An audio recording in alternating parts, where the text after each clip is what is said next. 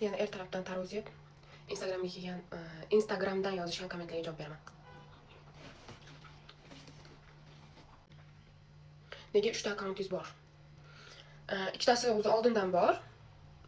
Nimaga uni ikkita ochganman, unisini bilmayman go'yo. Lekin ikkitasi oldindan bor. Mukbang akkauntimni отдельно ochganman, что u akkauntlarim bilan nima bo'lmasin, отдельно bo'lsin deb. Bo'ldi, qiziq savol kerakmi? $5000 qarz berib turing. Hayit va Dilfuz. Men savol deganman. Qarz so'raylar demaganman. Agar qarz so'raylar deganimda yoki pul so'raylar deganimda, balki berardim. Adam mana o'sha mendan oldin javob berishibdi. Savol emas-ku, iltimos-ku. Bo'ladi. Bersa menga ham hey deb oling, bo'lishamiz-ku. Men ham yo'q demayman, lekin menga kimdir pul bersa. Hammaga pul kerak-ku. Dengiz mahsulotlaridan mukbang qiling. Xudo xolasa. Qayerda ishlaysiz? Hayotingizni gapirib bering demoqchi edim. Shaxsiy hayotdan savol bo'lmasin degan joy oxiridagi yaxshi savol bo'ldi. Rora har safar yozaman, ilonchali uzugingiz haqida gapiring. Kumushmi? Yo'q, kumush emas. Kumush emas, oddiy. Uzumdan olganman. Qancha agar kumush bo'lganda olardim. Chunki kumushni yaxshi ko'raman. No, kumushda ham tilida ham chiroyli narsalarga faqat bijuteriyada. Nega semirib ketmaysiz? Biz ozgina yesak ham bilmayman. Shu savolga men javob bera olmayman to'g'risi. Assalomu alaykum, yaxshimisiz? Nima uchun shirin qilib taomlarni ishtaha ochib, rahmat, Aziza. O'zingiz uyda ovqatmi, salatmi tayyorlab ko'rsatib bering. Xo'p. Ovqat yeyishingizga gap yo'q, qorin to'q odamni ham ishtahani ochib olasiz, rahmat.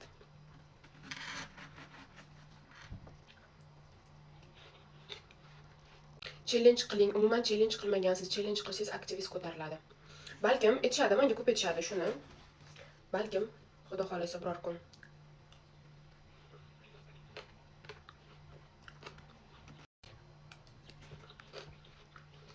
Eng qizig'i, sen ish qilmaysanmi? Faqat ovqat yeysan, tirnog'ingni qara, seni dankasa.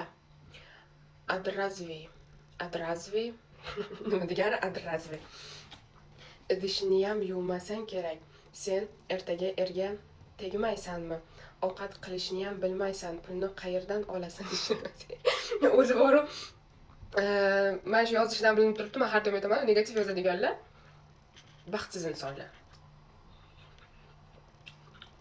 Pulni qayerdan olasan? Ishlamaysan, faqat yeysan. Meni hayotim shunaqa. Maza qilib, baxtli bo'lib, faqat yeb, ichib yotaman. O'ylamayman hech narsani. To'g'ri. Nima edi? Yo sizni pulingizni oldimmi? Yo sizni pulingizga yeyapman. Shunaqa qilib maza qilib yuraman, baxtli bo'lib. Koreys Xitoy qizlarini ovqatlanganini ko'rganman. Sizni ovqat yeyishingizga boshida xafa bo'ldim. Keyin siz bu mukbang dedingizmi, to'g'ri yozdimmi? Deganingizdan keyin tushundim. Menga yoqdi. Sizga bir savol. Semirmaslik uchun dori ichasizmi bir safar nimadir? Yo'q, hamma shuni dori deb o'ylagan. Dori emas, meni yonimda turibdi. Kalsiy D3 bilan vitamin B12 ichaman. Dori emas bu. Keyin qaysidir videomda ham aytgandim, hech qanaqa dori ozdiradigan dorilarga ishonmanglar. Ozdirmaydi unaqa dorilar. Agar ozdirganda qaysidir dori, menimcha butun dunyoda semiz odamning o'zi bo'lmagan bo'lardi. Hamma o'sha dorini ichib, bemalol ovqatini yeb yurardi. Hech kim oshqozonini kestirmasdi. Shunaqa dieta qilmasdi. Parhezlar, yana qanaqadir sport bilan shug'ullanish shunaqa bo'lmas, hamma dori ichib yuraverardi. Dorilarga ishonmanglar. Nima ish qilishingiz qiziq, juda ham javob bermasangiz uyat bo'ladi, podpiska bo'lib ketaman. Bu savolga ham javob berganman oldin, lekin men yana javob beraman. Oldin ishlardim, hozir ishlamayman. Hozir faqat TikTok, Instagram, YouTube bo'ldi, internet.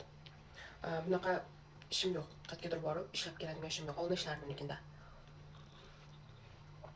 Assalomu alaykum. Nega vaynlarda o'zingiz sinab ko'rmaysiz? Vaynlarga ko'p marta chaqirishgan, lekin men bu nima desam, yaxshi vayn bo'lsa chiqaman deganman.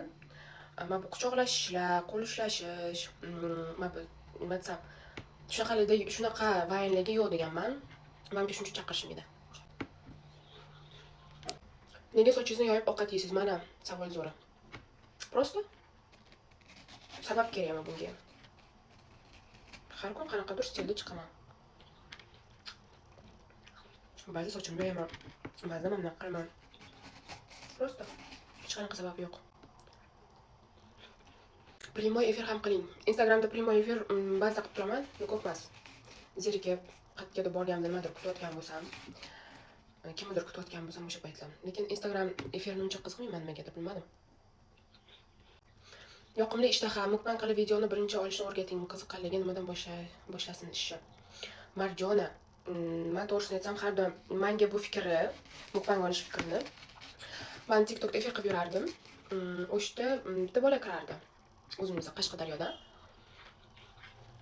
Men har doim zakaz qilib yeganim uchun, ko'p zakaz qilganim uchun o'sha bola aytdi: "Opa, mukbang olib chiqsangiz-chi, mukbang kontent qilsangiz-chi, har doim zakaz qilasiz, har doim nimadir yangicha narsalar zakaz qilasiz, video olsangiz menimcha qiziq bo'ladi" dedi.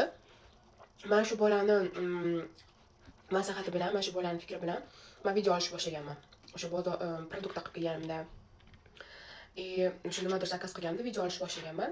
Shu nimadirdan boshlamaganman, просто kimdir menga shuni maslahat bergan, shu fikrni bildirgan. Men shuni qilib ko'rganman, bo'ldi. Yuzga xotlaringizni video qiling. Xo'p, nima qilaman xudo xolasa. Assalomu alaykum, yaxshimisiz? Yoqimli ishtaha savolim. Maktab davringizda chin yaqin do'stingiz bo'lganmi? Ha, dugonam bo'lgan.